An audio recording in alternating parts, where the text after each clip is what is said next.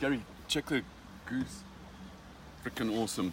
Greetings and salutations, oh friends of Dakar, motorsport fans and others. It's day 14, stage 13 of Dakar. Hola! Hi there, everybody. I hope you're all well. Hope you had a fantastic Friday.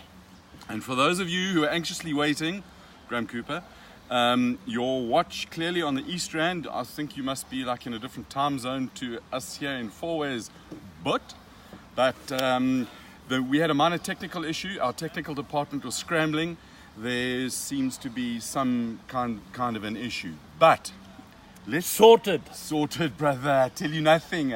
And today we are stopping. What are we stopping, Gary? Well, if anybody saw the promo video, I thought it was quite hilarious. It was hilarious. And that's one way how to get your windscreen wipers to work. Tie a rope around them and keep pulling. So I can just picture there's a navvy with a rope this side and a driver with a rope this side, and they're both using the inside arm to make it work. Oh, senor, muchos, grande. Right, so yesterday was another Toyota win. Yes. Gazoo Racing South Africa. That Yes. brings, NASA had won yesterday, so that brings to 3 his total. Yep. Nice shirt, by the way, Gary. I see we Thank you very much. color coordinated. Yeah. Colours are Awesome, similar. eh? So NASA won yesterday. That's his third stage this year. Add in Ten Brink's stage. There's 4 stages that Toyota Gazoo SA Racing have won. Pretty good stuff. The Peugeots have won all the rest of it. Bernard Ten Brink was going like smoke in the beginning and then had a sensor issue. Okay. Now hang on a second. Just bear with me here. A sensor issue. Sensor. But So isn't this where all that serious training that the navvy and the driver go through? Co-driver. Sorry, co-driver. Sorry, navigators, co-drivers. The oak in the other seat. Yeah. This is where they pick up, and these guys go through all the serious training at the workshops and everything else with their technicians. So when they're on the stage, and this is the value of testing. So we spoke about the Motec engine management Right. system, and it would come up and it will start giving a warning to say that this sensor is inside the engine, and there's a whole lot of them. It's all super technical. It doesn't really matter. Don't let details bog you down. There's a sensor that does stuff, that tells other stuff to do more stuff to make you go faster and sound lacquer. So the one sensor wasn't sensing so lacquer. So the computer said to them, got a problem. They stopped. They changed it. They got a workaround and carried on, and he lost a bit of time. Carlos was gearless. Don't laugh. This is not a laughing matter. no, I'm laughing at gearless. Gearless. Yeah, Well, it's like some of us on a Friday night. Gearless. Gearless. At least Carlos wasn't Carlos. So he was stuck in third gear, and they've got a very interesting gearbox because the gearbox the clutch is right at the back of the gearbox, so it's super easy. It's a transaxle. Yeah, but Yeah. the clutch is right at the back, so it's super easy to change, and then the gear thingies are in front of it, and Those little cogs with the little slots. with the little stripes on them and all of that go roundy and go. Anyway, so he was gearless. If you're Nessa Alatia, it goes, what up? And then Peter went off the road again, and which slots bomb into today. So today is from San Juan, and interesting. There's a racetrack that they slept in last night. Slept at. You don't sleep in a race. And the thing with that racetrack is the sun beats down and it's kind of hot. It's like 40 degrees centigrade. Yeah. It's cement and tar everywhere, which retains the heat.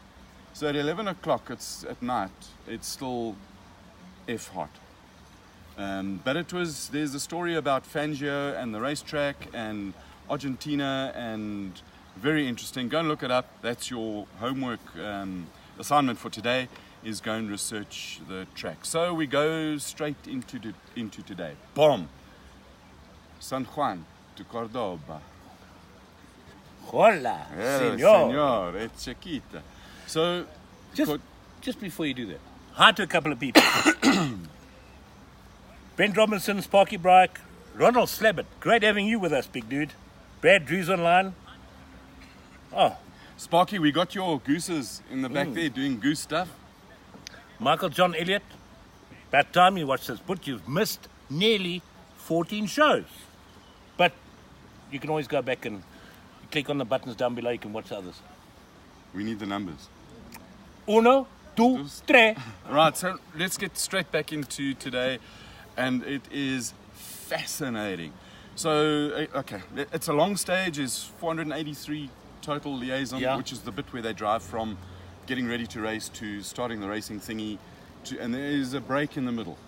Okay.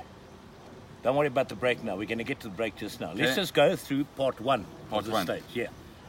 And stopping. So that noise that you heard, that reverberated throughout the world, Yes.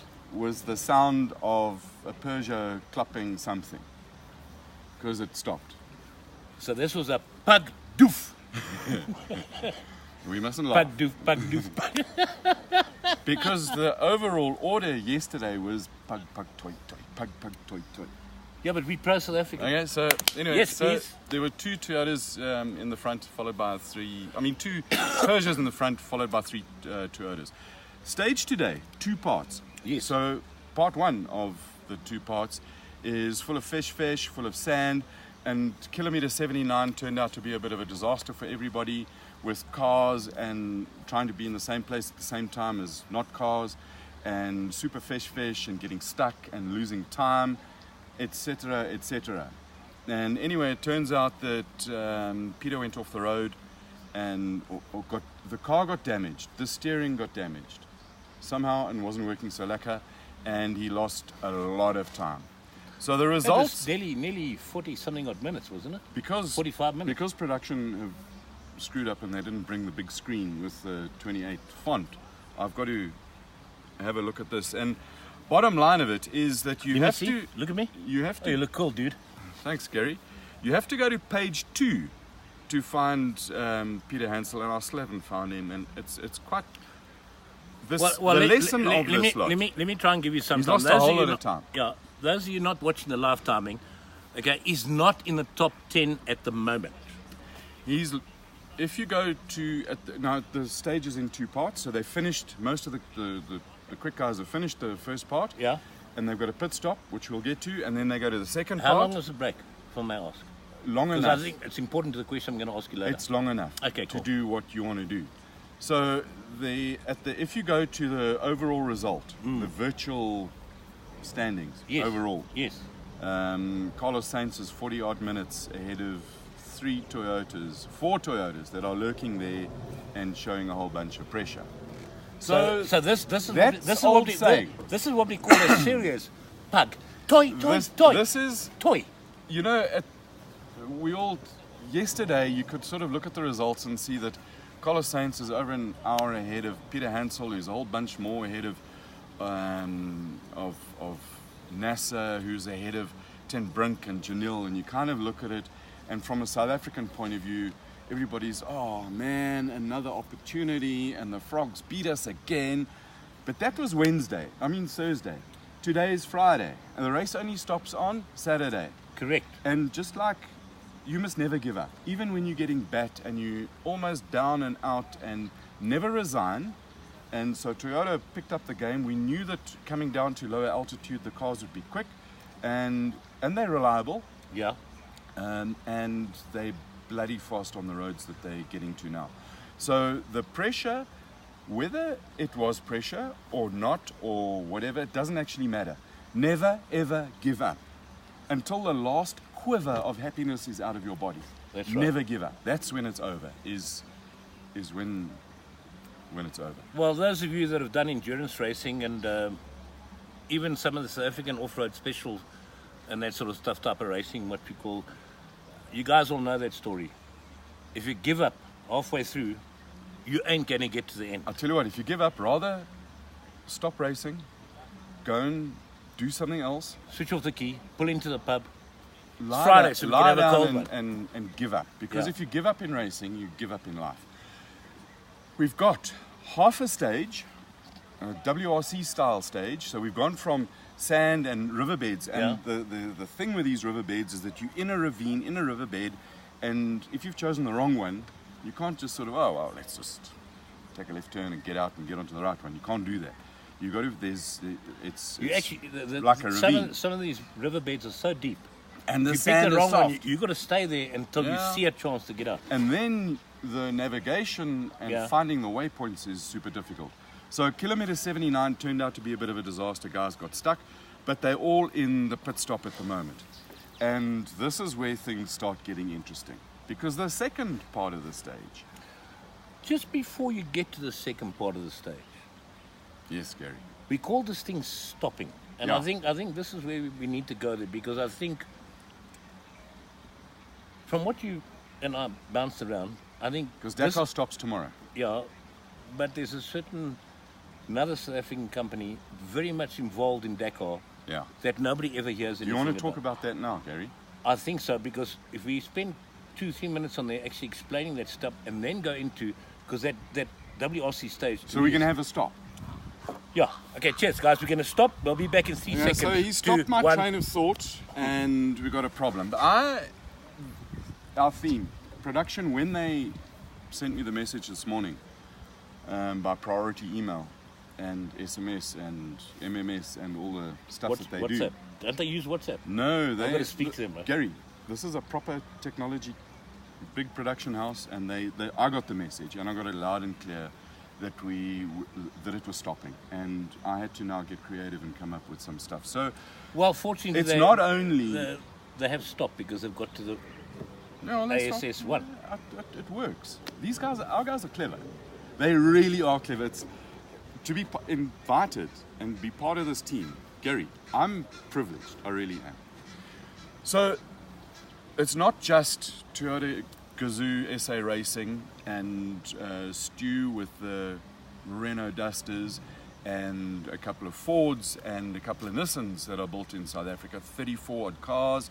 You know, it's out of a field of 91. Oh, and by the way, all South African competitors, whether they're on a bike or in a car, are still running. Yes. And 50% of the competitors who started last week are not yet. running. That's right.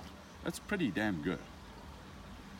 I feel great as a South African. It's better than our rugby. Well, at least we're doing something. Exactly. Right, so all the Toyotas and the Renault and the Amarok, they all have South African brakes on them. And in the world of world-class motorsport, And that means the Dusters the will have Dusters, them as well. Yeah. I said Dusters. No, didn't you missed them out. I was just helping you. I? Okay, fine, thanks. So that's why we make such a good team. It must be my Alzheimer's kicking in. Alzheimer's. Okay. Okay. So it's not just the cars that are South African, but a couple of years ago, Glyn approached Powerbrake, who is based in Pretoria East. They make brake components for cars in South Africa, and That's correct. They yeah. now they've got distributors. They sell the brakes all over the world, and there were 30-something cars that started Dakar fitted with power brakes on their car. And So what's a brake? They make It's e-stop. e-stop. E-stop. Ish. Something that They make some of our calipers. local transport doesn't have. They make calipers and they make discs and all the hardware, associated hardware that goes. So they supply brake systems. Yes. Because in the old day, you just bolted on some other stuff. And let's just take a step back. And I love the engineering side of motorsport and how it works. And what is a brake? Essentially, a brake slows the car down. I mean, we generally all know that. But it's the mechanics and the science of a brake that absolutely fascinates me. And in a nutshell, a brake, Gary, is a heat pump. It takes kinetic energy or moving energy. Mr. Newton, great friend of mine from years gone by. You know him? No, but I You know follow. him? He's got a couple of very good principles, better than, so he's got and you have to conserve, energy is conserved, and you change it from one form to another. So you're driving along in your car, it's moving, therefore it's kinetic. And both the car is moving and it's got energy because it's got speed and it's got weight, mass, heavy stuff. And these race trucks are heavy, about 1900 kilos all ready to go, and then bump another 500 liters of fuel in it. And you added 425, you're looking at 400 kilos rolling, and these things can do 200 k's an hour. But I believe as well, what are you talking about that? I believe some of the brakes that are actually in Dakar are liquid cooled. Yeah, they're water cooled. But let's really? just. Can you be patient? Stop. Wait. Pause. We'll get there. Yeah, sold. So we're going to take this kinetic energy and convert it into heat energy. And that's all a brake does in a car. So it takes the disc that's going roundy, roundy, roundy, and it clamps it with some force, that's hydraulic force from your foot, pipes and stuff, into a caliper via brake pads, and that generates a bucket load of heat. And a good brake, both from a reliable and an effectiveness point of view, takes that kinetic energy and translates it into heat very, very efficiently. And then, once you've now got a bucket load of heat, the brake system, dissipates that heat very well. And this is what the guys at Power Brake have done so well, is married materials and specifications. So just little things, like the pistons in the calipers, and they've got little holes in them, and they're made out of stainless steel, which transmits heat a lot slower than aluminium. So the heat... Oh, really? Yeah, the heat stays in. It takes a longer time to get into the caliper body and into the fluid, so the seals around the piston last longer. And it's got little holes. It's called castellated. So they're little holes where the round piston... You guys are like me, I have no idea what he's talking about. The piston touches the back of the brake pad, and when you're going from flat out to not so flat out and you're slowing down, there's this bucket load of heat and energy. It heats everything up fast. So the air in this hollow piston heats up. Now it needs somewhere to go. So you put little holes in it and it disappears. Like a couple of our journalist friends. Yes. They need a couple of those. No. We love all journalists. So the whole Gary Focus. We've had issues in this whole program about getting sidetracked. Sorry. Focus. Stop your train. So we've now taken this heat, and there's a whole lot of things. Oh no, but there's serious stuff going on in Dakar. We've taken this kinetic energy, we've translated it into heat that goes into the disc, and they only allowed cast iron discs on Dakar, which again are made in Pretoria East. Cast iron is they weathered, they machined, the whole brake system, the lines, everything. They import their bolts that bolt the bits and pieces from the caliper together from Europe with a special coating on them.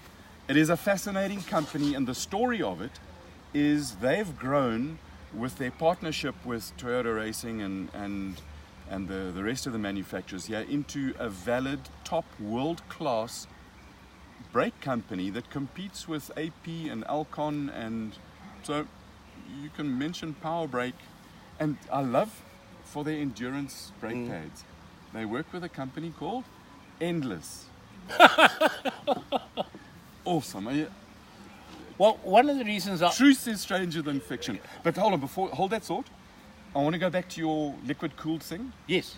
So now you've got all of this heat and you need to manage it. Yeah. So what they do is they pump water through, particularly on some of the long stages, water through the caliper, and it absorbs the heat inside the caliper and takes it away and puts it into the air. Okay. And so you've now got, and the reason for managing this heat is that number one, you want reliability, and number two, you want repeatability. So each time the driver climbs on the brakes, he's got the same feeling, the same level of confidence, and he knows that this is going to, so much effort on his pedal is going to get the brakes to have maximum retardation to stop this 2.5 tons of raving car quickly. Colin, there was a reason why I wanted us to go to that before we go into the second part of what we're going to talk about today. No, there's a reason. But just before we go there, I just want to say, Sparky, thank you very much for your updated information. Sparky just sent us a message that Peter Ansell's actually lost 57 minutes. Sparky, thank you very much for that. To Albert, Rolf, thanks for those kind comments, and we'll try and finish early so we can go and get into a nice bitterly cold refreshment, because it is stinking hot in Four Ways at the moment. Even the gooses are chilled out. And then Lucio, hi guys. Brad Drew, since when have I ever concentrated? All focused. Now. Yes. That's to everybody. Are you now? Yeah, now I'm here. Back in the game.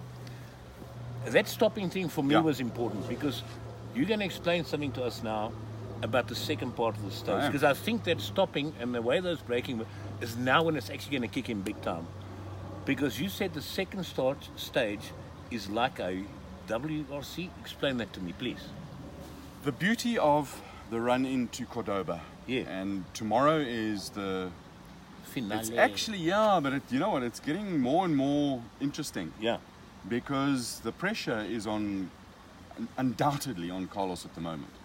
Because on the virtual overall, you've got a Pug, and then Toyota. And then, That's what I said. Then Przgonski in a Mini. So it's Pug, Toy, Min.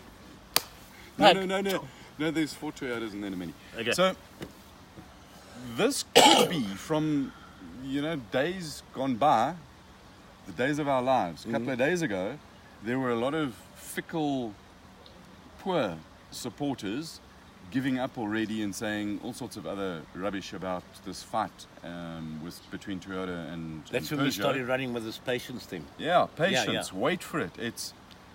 And we've got to wait for the last shudder of pleasure to Yeah. leave our bodies before it is over. Colin! Really? And it's Friday. Yeah, I know it's Friday and catering of. Oh man, I'm so annoyed with them, hey. Anyway, but let's just focus on this thing. So we're waiting. The stage today, 2 parts: Yes. sand, fish, Right. riverbeds, Yeah. big bouncy gong stuff. Second part of the stage, Yeah. WRC, fast flowing, smoothish roads. That's why I wanted us to do Right. the break thing. But there's a pit stop in between. So the beauty of this pit stop Yes. is that, now just picture the scene, and use your imagination, because life, we can't see what's going on there, we don't see enough pictures, and so half the fun of life is to imagine stuff. We've seen what happens in the WRC stage when they go from gravel to tar, and they change the whole spec of the car, spring rates, damper rates, drop the ride height, change brakes and all the rest of it, tires, and have a whack at the... Are you telling me they're going to do this for the cars at the break? I'm reliably informed. It is said Hola. that they're going to take this, and I can only speak for where some of my friends are, in the Toyota Gazoo SA Racing team. They are going to change the setup of the car. So they drop it, lower the car, Okay. get a lower center of gravity. The biggest advantage that a four-wheel drive Toyota has got over a two-wheel drive Peugeot In a is on WRC stage. is on the fast-flowing, twisty stuff. Okay. So now take that advantage, make it a little bit better, and put some more pressure on a Peugeot driver. We've seen, Yeah. you don't know what happens. I'd rather go out with a big bang, having a go at winning, Yeah. than settle for second. I No, agree. you don't settle. I agree. You fight to the end, I agree with you. And that's what I admire about and you manage the risks. That's what I admire about all three of the Toyotas that are right there in the top 5. The guys haven't given up once. They've been pushing.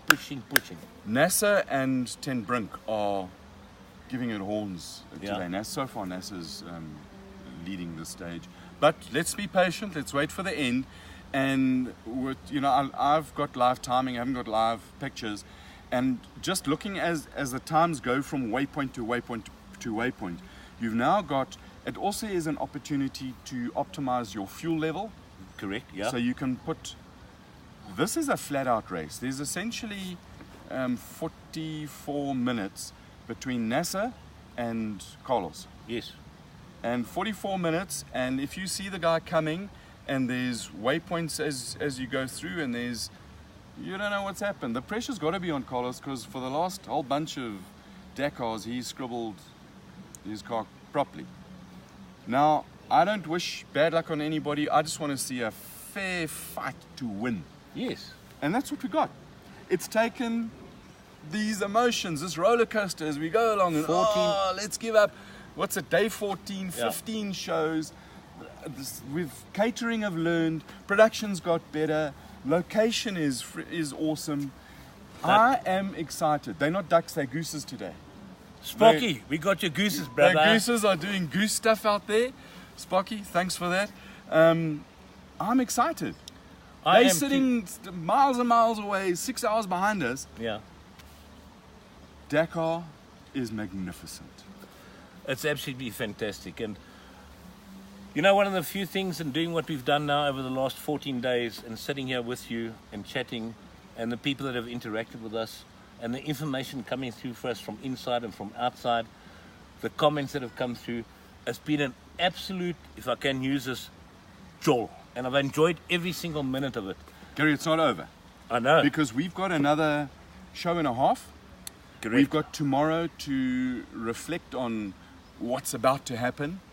We'll get our theme tomorrow morning from production. And then we're wrapping up on Sunday. We're having a bit of a fiesta, I believe. Hang loose. Or whatever. Production still haven't given us because we such an up-to-the-minute, cutting-edge program. Production will get to us. We've got a new production assistant auditioning, I believe. So things are going to be really exciting this afternoon. Tomorrow morning, their time, sort of this time, our time. Which time? Maybe we should stop. I think so. Guys, thank you for joining us. Questions, queries, comments, let us know.